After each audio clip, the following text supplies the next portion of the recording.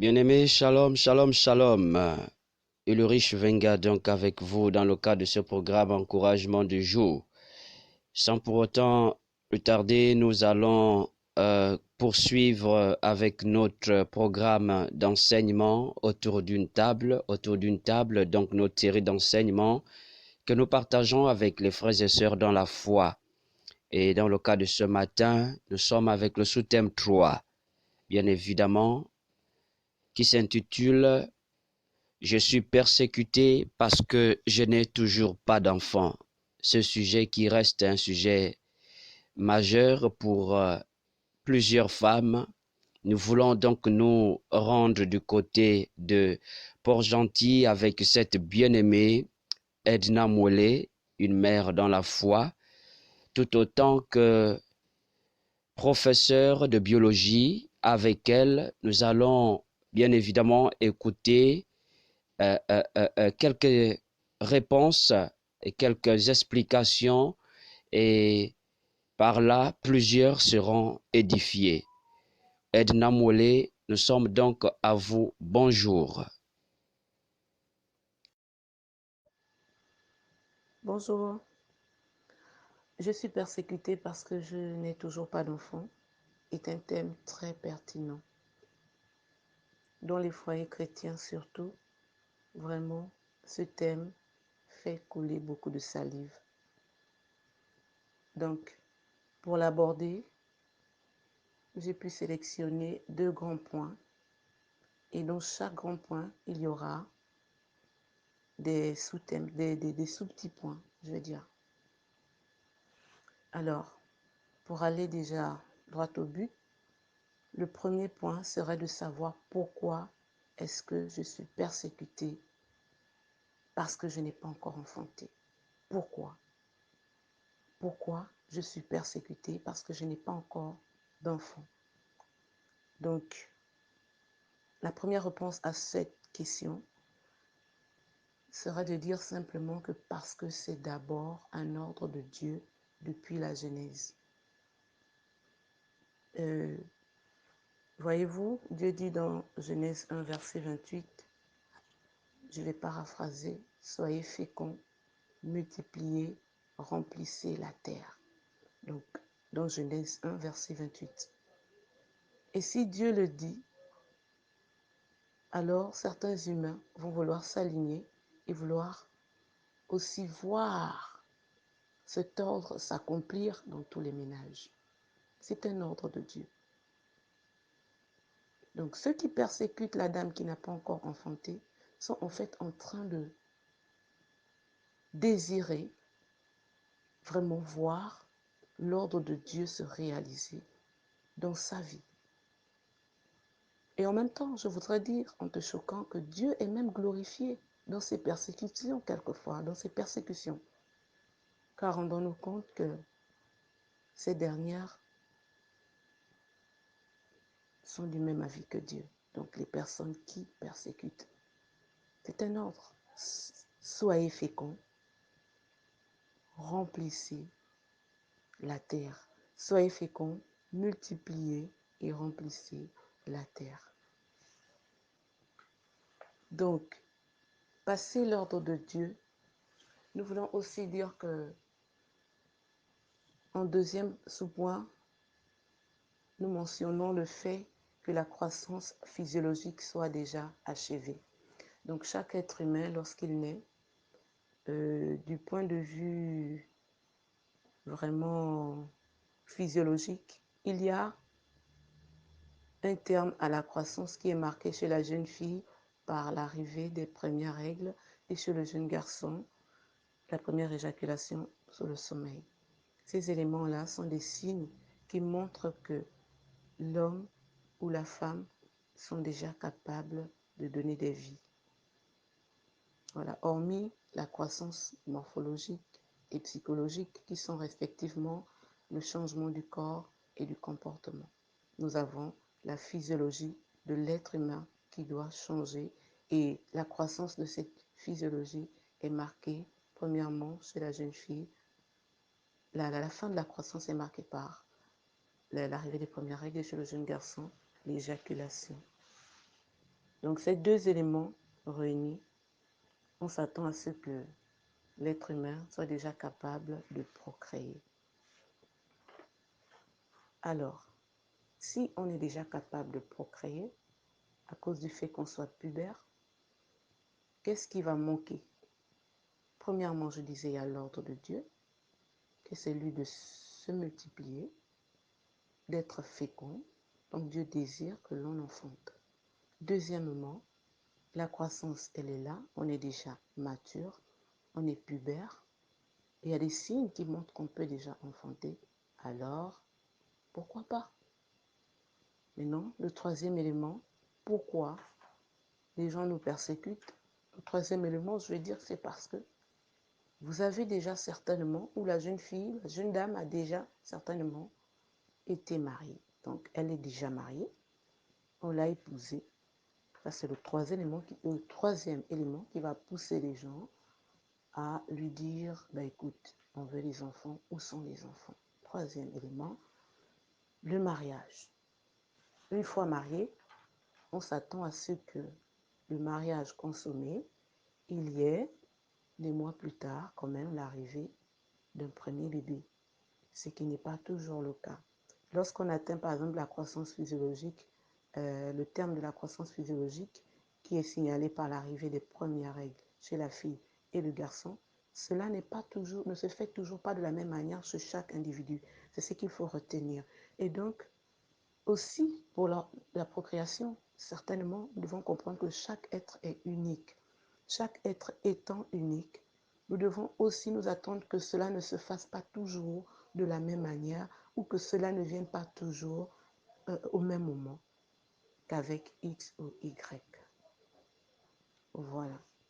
Donc, parlons du mariage. Si vous êtes déjà marié, on va forcément vous demander où sont les enfants.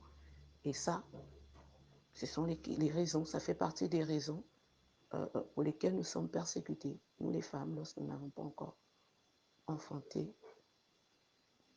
Voilà. Et le nombre de questions, rendez-vous compte, sera proportionnel à la durée de votre union. Voilà. Sera vraiment proportionnel. Plus vous aurez mis du temps déjà marié, plus les questions vont se soulever, les comportements et les agissements assez gênants vont vraiment, vraiment pleuvoir. Voilà. Et quatrièmement, pour terminer avec ce premier grand point, nous voulons dire que la connaissance de notre passé peut aussi pousser les gens à nous persécuter. La connaissance de ton passé peut pousser les gens qui t'ont connu à te persécuter. Quand je parle de la connaissance de ton passé, ça peut être ta vie avant de te marier, ce que tu as eu à faire, comment tu te comportais, ou même la connaissance de ta famille, du milieu dans lequel tu viens. Pourquoi pas la manière dont ton mariage s'est fait. Et là, alors là, c'est là où vient même le plus grand nœud de la frustration en ce qui concerne ce sujet. Parce que on aura des inventions d'hypothèses qui vont commencer vraiment à gêner énormément. Les mariés seront gênés. Généralement, c'est la femme qui est très, très, très mal à l'aise dans cette affaire. Voilà.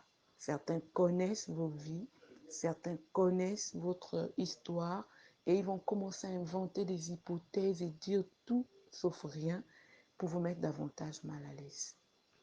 Voilà un peu, succinctement, étaler les causes qui vont pousser les gens à vous persécuter. Je reviens en récapitulant, je vais dire la première cause, c'est parce que c'est un ordre de Dieu, qu'on le veuille ou pas, consciemment ou inconsciemment, tout le monde vous le rappellera.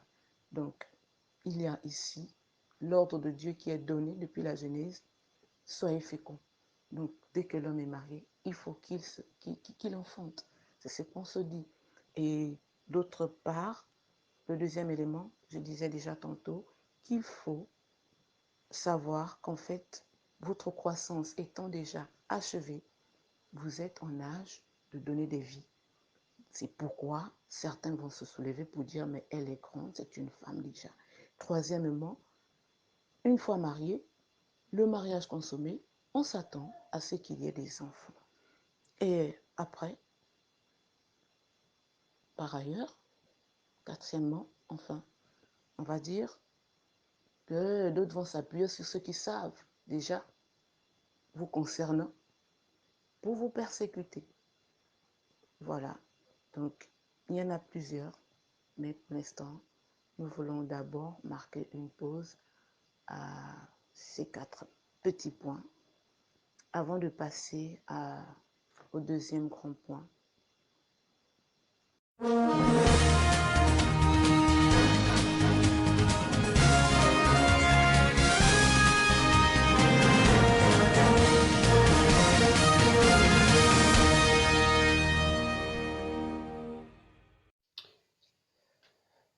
Bien, merci donc à vous de nous avoir attendus. Après cette petite pause, nous voulons dès à présent continuer dans le cas de notre sous-thème numéro 3. Je suis persécuté parce que je n'ai toujours pas d'enfant. Avec Edna Mollet, autour de cette table, cette fois-ci pour répondre à la question de savoir quelle attitude adopter face à ces persécutions.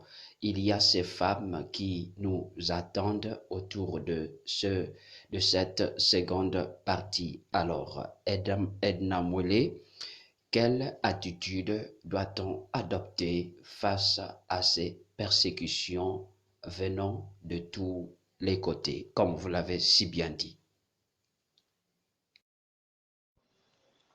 Bien, merci. Pour répondre à la question, je dirais qu'il n'y a pas une formule existante pour remédier à ce problème. Il n'y a pas une formule écrite quelque part pour pouvoir donner satisfaction à la femme qui cherche à procréer. Vous fouillerez donc tous les commentaires bibliques qui existent. Vous fouillerez donc toutes les Bibles, toutes les versions des Bibles. Vous ne trouverez nulle part une formule bien déterminée qui vous donnera la solution. Alors, pour tenter d'apporter une réponse, je dirais qu'il faut premièrement garder espoir.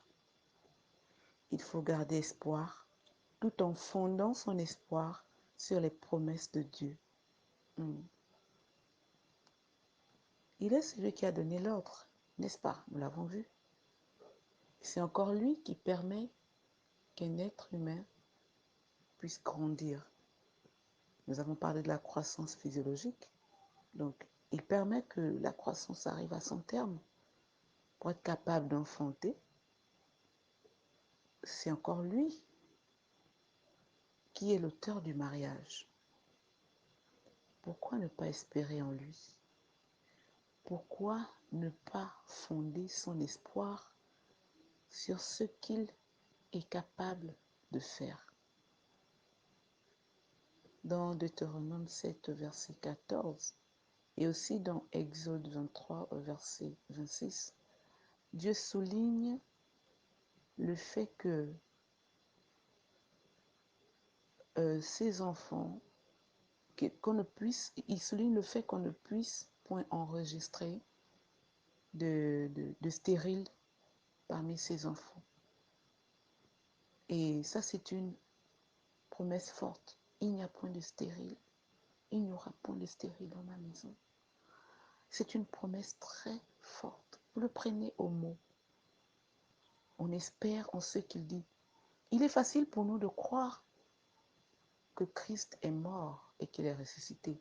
Il est aussi facile de croire qu'il nous a sauvés. Il est facile de croire qu'il revient bientôt. Mais en ce qui concerne maintenant, autre chose parfois, s'il faut maintenant espérer voir la gloire de Dieu, par rapport à une situation que nous traversons. Là, on ne croit plus de la même manière. Mais pourquoi? Il faut espérer, il faut croire fermement. En deux, je vais dire, prenez le sujet de prière, mentionnez-le quelque part, écrivez-le jusqu'à satisfaction. Vous continuerez à prier jusqu'à la satisfaction totale. Oui, je connais des femmes qui l'ont fait. Je connais des femmes qui l'ont fait. Vous priez jusqu'à ce que vous soyez satisfait, jusqu'à ce que vous allez voir l'enfant et ensuite vous irez rendre grâce. Ne l'oubliez pas surtout. Vous rendez grâce et vous pouvez même déposer une offrande, pourquoi pas. Il y a des femmes qui l'ont fait. Beaucoup de témoignages nous aident à pouvoir surmonter cette difficulté parce que c'est choquant, c'est blessant lorsqu'on se sent comme différent. On se sent différente des autres femmes en fait. Voilà. Troisièmement, je propose qu'il est bon de consulter des médecins parce que Dieu donne l'intelligence à l'homme. Le médecin a appris beaucoup de choses, mais ne pas consulter n'importe quel médecin. Il faut consulter un médecin gynécologique de bonne renommée et de bonne moralité, de très bonne moralité. Je me souviens un jour, alors que je portais un œuf dans mon utérus, il y avait quelques petites complications. Et puis après, on allait voir un médecin. Il va dire à mon époux que si elle ne passe pas par une intervention chirurgicale, elle n'aura jamais d'enfant, elle n'enfantera jamais. Mon époux lui a dit, cache comme ça, vous êtes un menteur. Je connais le Dieu que je prie. C'était choquant, mais il avait dit, il avait fait ce qui lui était venu à l'esprit parce que lui, on ne trouble pas facilement sa foi. Voilà. Donc, consultez des bonnes personnes qui pourraient vous aider à voir aussi la situation. Il se pourrait qu'il y ait un problème, ignoré par tous, et puis voilà, la solution sera certainement trouvée. En même temps, il est bon d'éloigner au maximum les personnes qui en font maintenant leur sujet, qui font de ce sujet un objet de moquerie, et surtout ceux qui veulent vous voir souffrir en vous le rappelant tout le temps. Éloignez-vous au maximum d'eux. C'est possible. Vous pouvez vous éloigner d'eux. Vous ne péchez pas parce qu'en fait, vous fuyez le lieu de tentation. Pendant qu'ils sont en train de vous persécuter, vous êtes capable de réagir négativement et dire ce qu'il ne faut pas. Et là, vous péchez. Donc, éloignez-vous si possible. Oui, je connais une femme qui l'a fait et jusqu'à aujourd'hui, ça lui coûte beaucoup dans sa relation avec la belle famille, les belles sœurs et autres. Mais c'est pas grave. Au moins après, pendant qu'il persévérait avec les conseils du médecin, et voilà. Certains ont commencé à dire que c'est parce que lors de son mariage, il y a eu ceci qui s'est passé. Certainement que les génies, les parents, ainsi de suite, ne sont pas contents. C'est faux. Il fallait voir cette femme-là. C'était une simple petite erreur qui s'était produite. Parce que étant jeune, mariée, elle ne savait pas que quand on est déjà marié, un petit mal de tête ou une petite fièvre ne devrait pas être prise à la légère. Donc, elle s'est précipitée à aller prendre son daga habituel et entre-temps, elle avait déjà dépassé la période de fécondité. Elle avait eu certainement le rapport et maintenant, plus tard, elle se rend compte que les menstrues n'arrivaient pas. Avec le daga qui avait déjà été pris ou répété, quelque chose allait déclencher l'expulsion de l'œuf. Et elle n'a pas été bien traitée après cette expulsion. Maintenant, ça fait répéter les expulsions au point où les belles-sœurs et tout le monde a commencé à dire que, écoutez, c'est la sorcellerie, ce sont les parents, parce que quand elle s'est mariée, elle a eu ceci. C'était compliqué pour elle de vivre cela. Je vous assure, c'était compliqué. Je parle de quelqu'un que je connais très bien. C'était compliqué pour elle de vivre cela. Des expulsions d'œufs ou de fœtus vraiment répétées. Et c'était vraiment triste. En même temps, le mari continuait à la fortifier. Et quand ils ont compris, ils ont consulté un bon médecin. Il leur a dit, il faut juste nettoyer parce qu'en fait, le premier œuf n'a pas été bien expulsé. Il y a eu quelques débris, il y a eu des restes. Et quand le médecin a juste donné ce comprimé, nettoyage total. Elle a 2 enfants aujourd'hui. Son premier enfant, elle l'a consacré au Seigneur. Le deuxième, une fille tranquille, elle vit. Et elle se rit de ceux qui continuent à dire, et voilà, et voilà. Parfois, on va se mettre dans des situations difficiles, rien que parce qu'on est ignorant. Donc, pendant qu'on persévérait, pendant que cette dame-là, je veux dire, pendant qu'on persévère avec le suivi d'un médecin, il est bon de s'éloigner de tous les moqueurs, de tout ce qui vous embête. Éloignez-vous.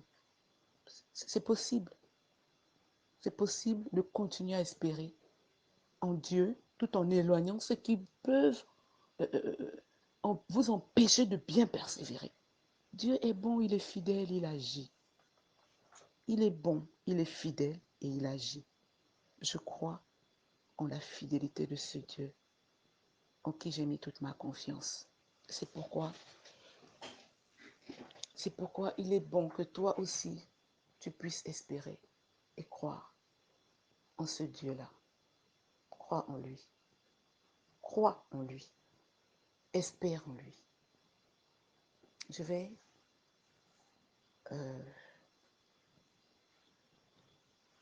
d'accord, ok, merci.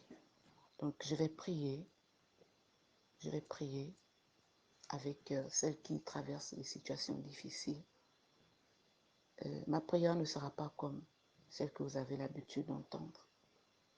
Je vais dire quelque chose à Dieu vous concernant. Père, tu es fidèle, aussi vrai que tu restes Dieu, aussi vrai que notre espoir demeure attaché à tes promesses. Démontre-nous que nous n'avons pas tort. Démontre à cette femme qui est oppressée, démontre à cet homme qui est triste que c'est possible qu'ils reçoivent ta visitation. Ta visitation. Tu l'as fait avec Anne, tu l'as fait avec beaucoup d'autres. Je fais même partie de ces femmes qui ont persévéré. Seigneur, merci de nous répondre favorablement.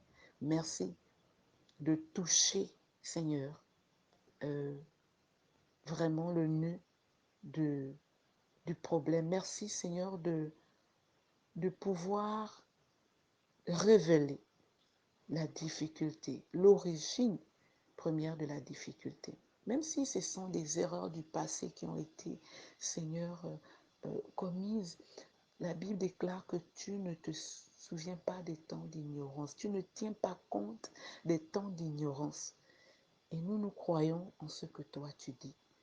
Nous sommes confiants que tu as pardonné à ces femmes qui ont dû commettre, Seigneur, des erreurs.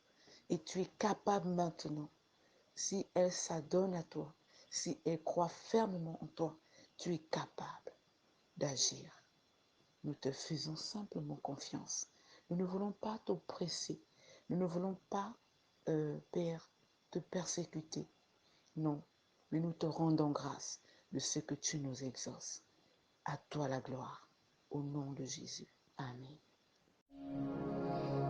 Alors, merci donc à vous, servantes de l'Éternel. Nous étions donc avec cette femme pointe depuis donc Port-Gentil en ligne autour de cette table. Merci à vous d'avoir été connectés, d'avoir suivi ce programme. Nous vous disons donc merci de le partager. À nous retrouver donc pour le 4e sous-thème. Gardez l'écoute et shalom chez vous.